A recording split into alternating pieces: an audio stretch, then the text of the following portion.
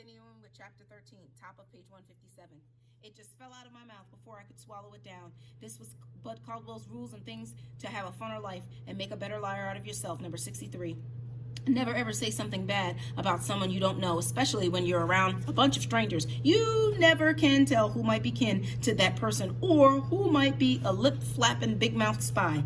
Sure enough, the drummer, the thug guy, started acting like he was writing stuff down on a piece of pretend paper. He said, let's see, was that mean old coot or old mean coot? Shoot, baby, if I drop some info like that on Mr. C, I might be able to stay in this band longer than the last 3 drummers did. You see, kid, you ain't the only one trying to get Mr. C's good on Mr. C's good side. This is the best drumming gig in the state, and I need to hang on to this as long as I can.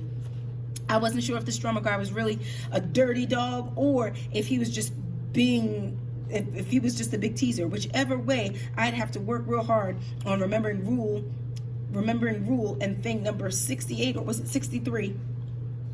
Steady Eddie said, Thug, you're gonna have to lay off that kid's chops. The little man's got problems enough, and he sure don't need to have you meddling with him.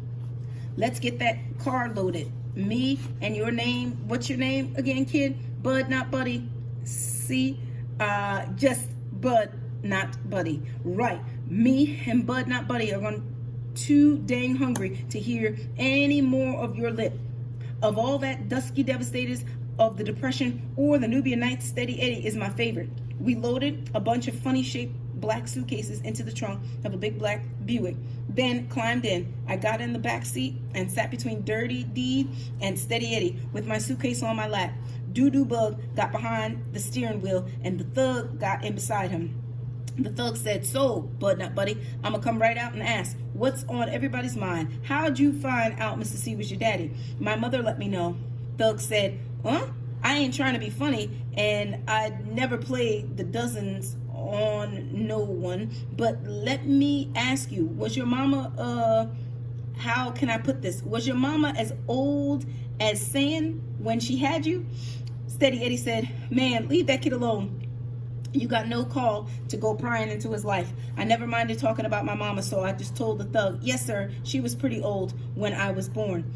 Thug said, shoot, I knew she had to be either old or crazy to have anything to do with that man.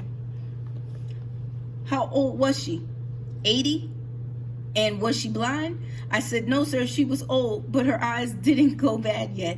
She was 20 when I was born, and she was 26 when she died.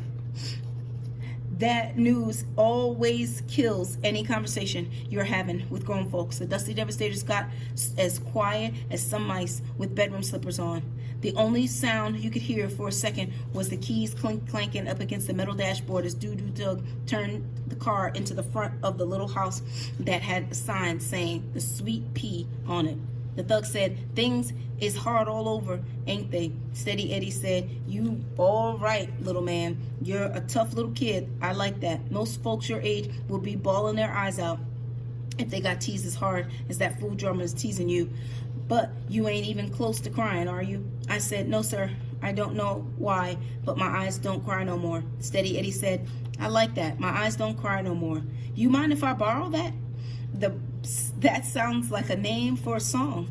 I said, no, sir, I don't mind at all. He reached over and rubbed his hand over my head and said, yeah, you're all right, little fella. Don't you worry. Knowing too much about the thug. Mr. C changes drummers the way most folks change their drawers. What you see in that front seat is a man on borrowed time. Thug said, oh man, what did you hear?